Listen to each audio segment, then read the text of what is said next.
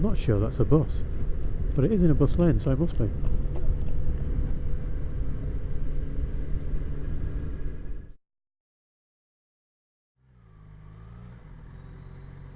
Good afternoon, YouTube. Calm Biker here.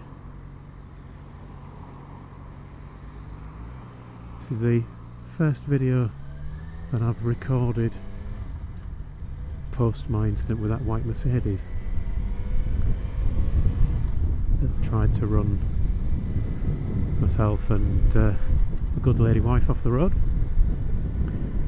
and then decided that tailgating at around about 70 miles an hour was a sensible idea.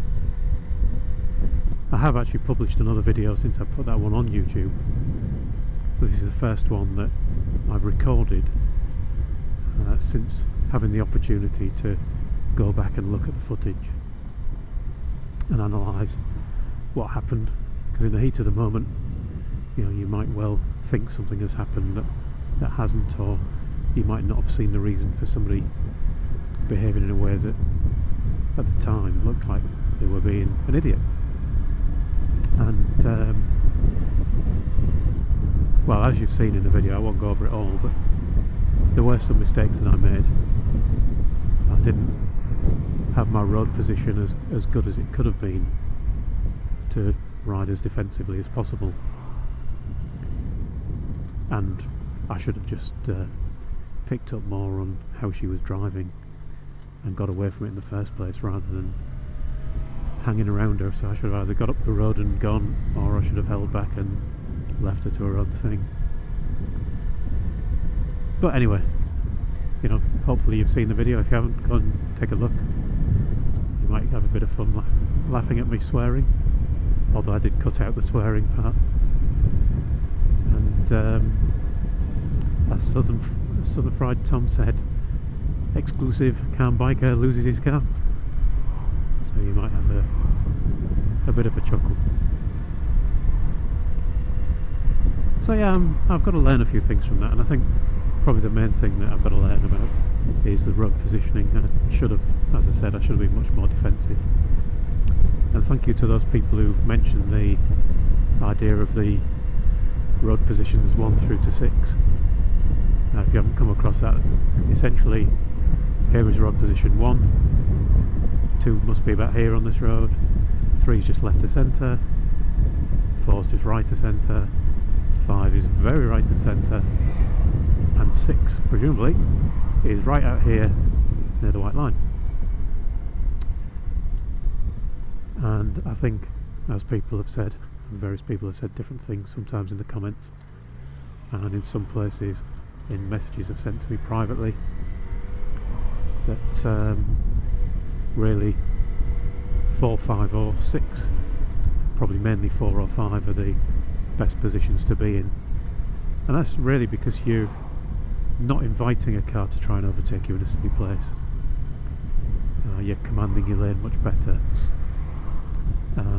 and you're not far enough out. The problem with position 6, I guess, is on a wideish road, position 6 is going to be far enough out that you're risking the true car driving clot from trying to undertake you. And if you're concentrating on your right hand mirror more than your left, the last thing you want is having somebody try to squeeze up your inside. So yeah, I'm going to try and stick to the 4 and 5 positions as much as possible. Obviously transferring across to the left when I need to because there's something coming the other way on a tight street. Transferring to the right more when I'm looking to overtake. But yeah, 4 and 5, definitely just right of centre. And it's something that was never actually discussed when I was learning to ride, which is a shame. They did say to command the lane, and they did say stick to the centre of the lane, but I think actually just to the right of centre is probably the safer bet.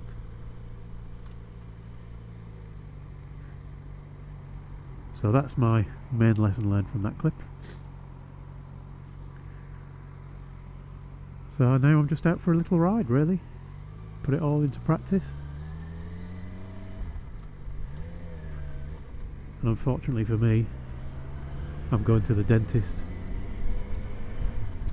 I went last week for a checkup, and They told me everything was fine, and before I went they just wanted to do a couple of x-rays, and they did their x-rays, and then they decided that one of the fillings that I've already got doesn't look as secure as it should be, or something's going on behind it or something, so they want to take out a filling and put a new one in.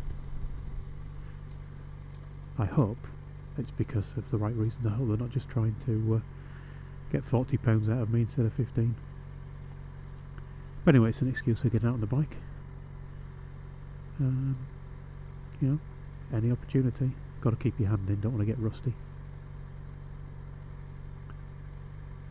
So I'm off to get drilled, and if I record anything on the way back, it'll probably be much more slobbery than this, and much more unless you do it without anaesthetic, of course. One final thing, I'm trying out a new microphone position. I'm really struggling with getting the right balance of avoiding wind noise, which obviously is really important, and keeping everything clear so you can hear what I'm saying without having to kind of strain, keeping the volume high enough, and but not getting the volume too high, and I'm really struggling with that. Been looking at a few videos on the internet, and I've got my microphone at the moment pretty much next to my chin. In fact, I can actually feel it rubbing on the side of my chin. So the wire's all behind the cheek padding. I gave a nod to a moped rider who was wearing the right gear, then I didn't get one back. Just a confused stare. Anyway, back to the microphone. So yeah, the wire's all hidden behind the cheek padding, and then the microphone just sticks out the front of the cheek padding, and I've bent it down as far as I possibly can so that it's not in the direct line of my mouth, so that you can't hear me breathing, hopefully. But I used to have it higher up than that. I used to have it almost level with the bottom of the visor, but I was finding it getting quite crackly, particularly when swearing at Mercedes drivers. I'm hoping this one's a bit better. If anyone's got any tips for the best place to put a microphone, please let me know, and I'll carry on watching the videos as well. Anyway, that was a bit long and rambly, so I'll finish up now. Thanks for watching, YouTubes. Ride safe, and I shall talk to you all again soon. Oh, and thank you for the support about the Mercedes video. Everything's been very positive. Thank you. Bye bye.